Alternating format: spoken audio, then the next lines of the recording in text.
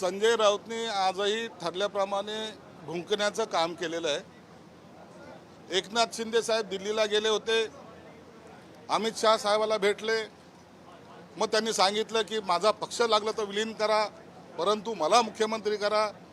हे सगळं जे पाहिलं ना, ते ना संताजी धनाजी दिसतात का काय असं एक प्रश्नचिन्ह आहे। मुळामध्ये असे मूर्खासारखे स्टेटमेंट करणं फक्त संजय राऊतलाच जमू शकतं।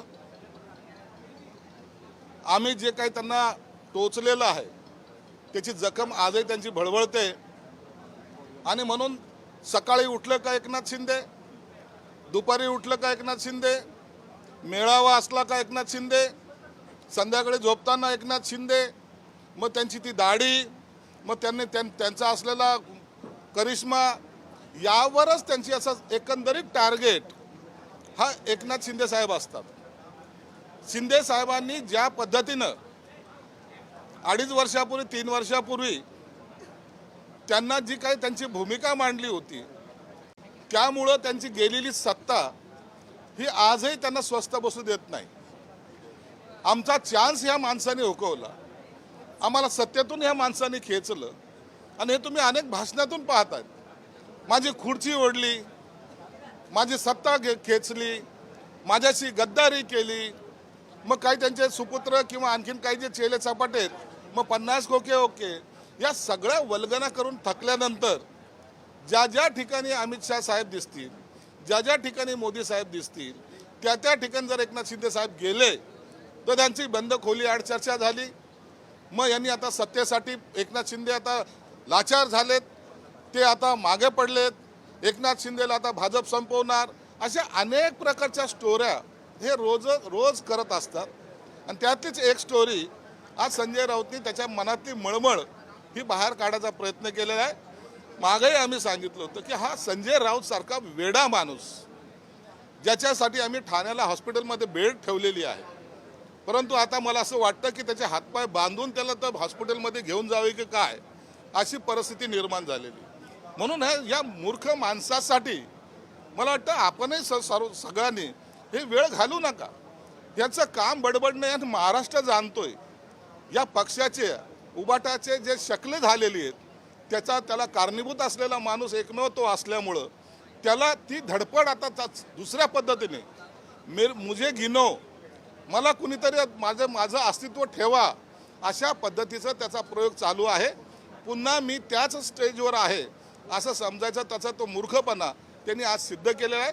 म्हणून एकनाथ शिंदे साहेब महायुतीमध्ये अत्यंत मजबूतीने उभे आहेत, अत्यंत चांगलं काम चालू आहे आणि अशा ह्या सगळ्या गोष्टीवर आम्हाला लक्ष द्यायला वेळ सुद्धा नाही। शिरसाट साहेब, आपण वारंवार अडचणीत येत असताना पाहायला मिळत आहे, कधी तुमच्या हॉटेलच्या व्यवहारासंदर्भात असो किंवा आता नुकताच आलेला जो व्हिडिओ आहे त्यात आपण बेडवर आहात आणि मोठ्या प्रमाणात पैशांची भरलेली बॅग त्या ठिकाणी आहे, तुमच्या घरातला आहे का नेमका हा व्हिडिओ कुठला आहे हे जरा स्पष्ट करा। व्हिडिओचं काय संदर्भ आहे? तुम्हाला मी आत्ताच तुमच्याच एका चॅनलच्या मित्राकडून तो व्हिडिओ पाहिला। आता isakal.com आहे देशातील नंबर 1 ची मराठी न्यूज वेबसाईट। प्रत्येक अपडेटसाठी isakal.com ला नक्की भेट द्या। व्हिडिओ काय दाखवतोय? माझं घर आहे, जे घर तुम्ही पाहतायत ते माझं घर आहे, माझं बेडरूम आहे। बेडरूममध्ये मी बसलेलो आहे, बनियनवर बसलेलो आहे, बाजूला माझा सर्वात लाडका कुत्रा हा माझ्या बेडरूममध्ये आहे आणि एक बॅग तिथं अशी ठेवलेली आहे। याचा अर्थ असा होतो की मी कुठेतरी प्रवासातून आलोय, कपडे काढलेत, माझ्या बेडवर मी बसलेलो आहे। अरे मूर्खानो, एवढी मोठी बॅग जर पैशाची ठेवायची असेल तर अलमाऱ्या काय मेल्यात का? त्या काय सगळ्या काढून टाकल्यात का काय? आल्याबरोबर नोटा आहेत, त्या बॅग मी अलमाऱ्यामध्ये ठोसल्या असताना, परंतु कपड्याच्या बॅगला सुद्धा यांना नोटा, यांना पैशाशिवाय काहीच दिसत नाही। एकदा एकनाथ शिंदे साहेब विमानातून खाली उतरून त्यांचे जे काही बॉडीगार्ड बॅगा घेऊन चालले होते तेही सुद्धा त्या नोटांनी भरलेल्या होते म्हणायचे। आता यांना कपडे ठेवायला काय बॅगा नाही लागत, यांना पैसे ठेवायला बॅगा लागतात, असं एकंदरीत त्यांचं वर्तन आहे। म्हणून हा कॉमन सेन्स माझ्या बेडरूममध्ये प्रवासातून आलेली बॅग अशी लटकलेली कुठंतरी ठेवलेली उभी आहे, ती बॅग बाजूला माझा डॉग आहे आणि मी बेडरूमवर आहे, याची बातमी होते। मला आश्चर्य वाटतं की अशा बातम्या करायला यांना इंटरेस्ट कसा येतो। या मूर्खपणाचं लक्षण कुठून येतं? सर पण विषय असा पण आहे की आपल्या बेडरूम मधला व्हिडिओ बाहेर येतो कसा? आपल्या बेडरूम मधला व्हिडिओ हा हे यासाठी एक सांगतो, आमच्याकडे मातोश्री 2 नाही आहे. माझं घर माझ्या मतदारसंघामध्ये प्रत्येक माणसाला विचारा, सगळ्याला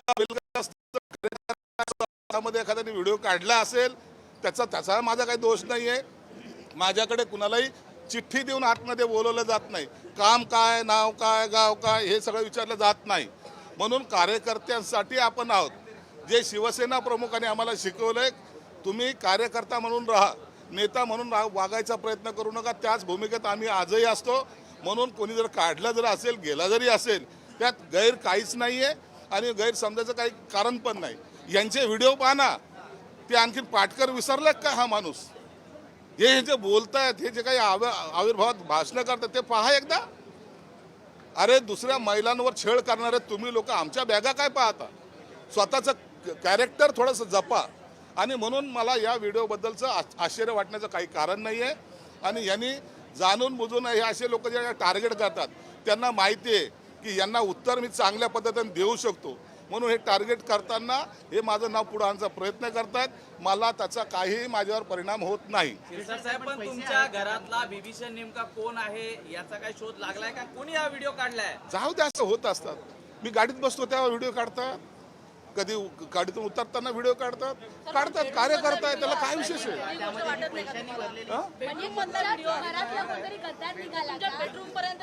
मी त्याच्यावर चर्चा करत नाही. मला त्याच्यावर काही इतकं आक्षेप घ्यायचं काही कारण नाही. अरे तुम्ही कसे पैसे म्हणतात? ते बॅगेला बी पैसे म्हणायला लागले का?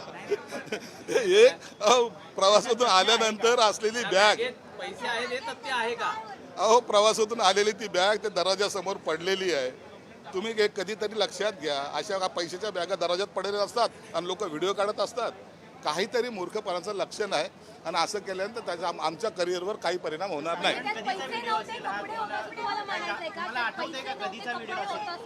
अरे कपडे आता पैसे असते तर मी तिथे ठेवले असते का? मी ठेवले असते ना कपाटामध्ये. म्हणजे काय बोलतेच? कधीचा हा व्हिडिओ आहे? माहित नाही. आता कितीतरी आपण आलो असेल काय लक्षात जाणीवपूर्वक हा जुना व्हिडिओ काढून दाखवण्यात माहित नाही कधीचा आहे. आता हे कोण लक्षात ठेवतं? गुवाहाटीवर आले तेव्हाचा व्हिडिओ आहे. गुवाहाटीवर आले तेव्हाचा व्हिडिओ. अरे बापरे, या मूर्खाच्या नादी लागून टाइम खराब करू नका. हे ज्या या व्हिडिओमध्ये काही तथ्य नाही. प्रवास होते नेताना असलेली बॅग असे असणे अहो यांनी किती टार्गेट केले तरी आपल्याला काही होत नाही. हे असे मूर्खपणाचे लक्षण जे लोक पाहतायत ना, आता तोच व्हिडिओ तुम्ही दोन वेळा पहा, तुम्हाला लक्षात येईल का हा किती मूर्ख माणूस आहे. असा व्हिडिओ हा फ्लॅश करतो. अरे कैसे हो सकते हैं?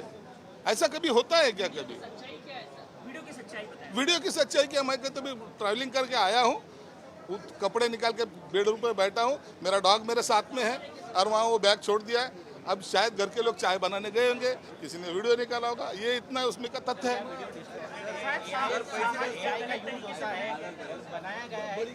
पता नहीं भाई, ये काम जो रिकामे लोग रहते हैं वही लोग ऐसे काम कर सकते हैं. या व्हिडिओमध्ये पैसे दिसताय. कपडे पडल्यात, पैशांच्या नोटा दिसतायत, बंडला दिसतायत. हे मला याची कल्पना नाही आहे. हे कोण दाखवत आहे त्याला विचारा तुम्ही. माझ्याकडे जी बॅग तुम्ही जी काय पहिले व्हिडिओ दाखवला, पहिली अशी उघडी बॅग दाखवली, आता आडवी बॅग दाखवत आहेत. मला त्याच्याबद्दल कल्पना नाही.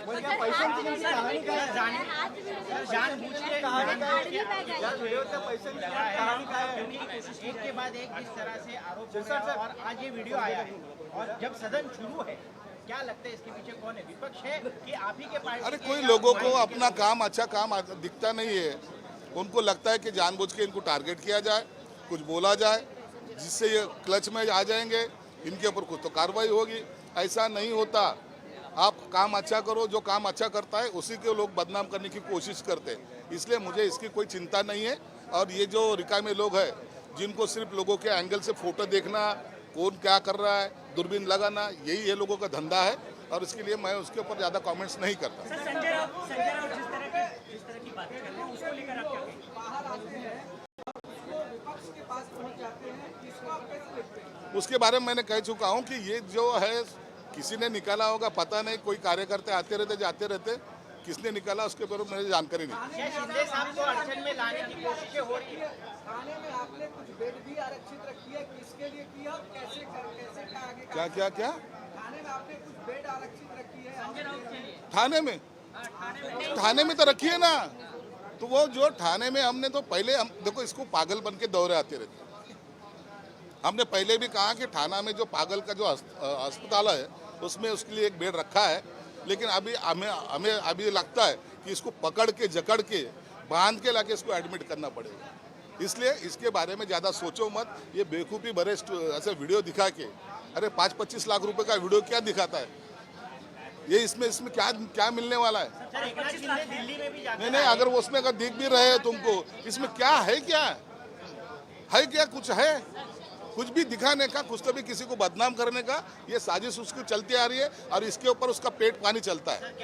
पेट जो भरता है, खाना जो खाता है, यही कहने से ऐसे कारनामे की वजह से उसका पेट भरता है। और वो जिसका पेट भरने के लिए वो करता होगा, बेचारे को हमारा शुभेच्छा है।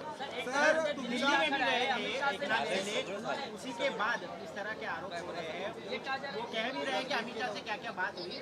संजय राउत जी सारे आरोपों पर क्या कहते हैं? देखिए एक बात ख्याल में रखो, एक नाथ शिंदे साहब जब भी दिल्ली में जाते हैं, एक नाथ शिंदे साहब जब भी मोदी साहब को मिलते हैं, एक नाथ शिंदे साहब जब पूना में अमित शाह साहब को मिलते हैं, उस टाइम इनके पेट में जो दर्द होता है उसके वजह से इनकी जो बातें दोनों में आपस में होती है उसके बारे में भी इनके कमेंट्स चालू रहते हैं। एक नाथ शिंदे साहब ने अमित शाह को ये बोला है कि हमारी पार्टी हमें विलीन करते हैं, लेकिन हमको मुख्यमंत्री पद दो।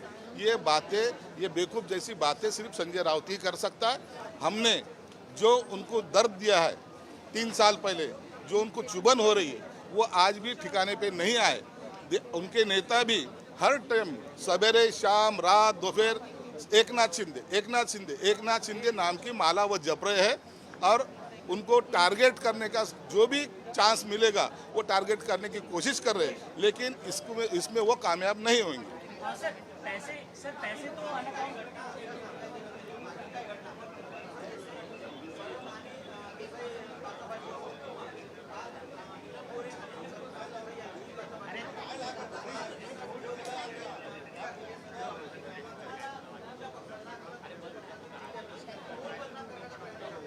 राजकारणामध्ये चालतंय, यांच्या बदनामीमुळे आम्ही बदनाम होणार आहोत का? आम्ही मर्दासारखे लढणारे आहोत, आम्ही पळणारे नाहीत। आम्हाला गरज नाही पडत अशी ज्याच्या मागं धाव त्याच्या मागं धाव। कधी सिल्वर ओकवर जा, कधी आणखीन पुन्हा राहुल गांधीला भेटायला जा, कधी आणखीन कुठं जा। हे धंदे आम्ही केलेले नाहीत। आम्ही जे करतो बजावून करतो, ठोक बजा के करते काम। म्हणून आम्हाला चिंता त्याची नाहीये, कोण काय बोलतं याची चिंता आम्ही कधी केलेली नाही। राजकारण हा आमचा धंदा नाहीये। पैसे तो लीगल भी देश विदेशातील प्रत्येक घडामोडींचे लाईव्ह अपडेट मिळवण्यासाठी आता साम टीव्हीच्या सर्व सोशल मीडिया प्लॅटफॉर्मला लाईक, फॉलो आणि सबस्क्राईब करा। तसंच सर्व नोटिफिकेशनसाठी बेल आयकॉन प्रेस करायला विसरू नका।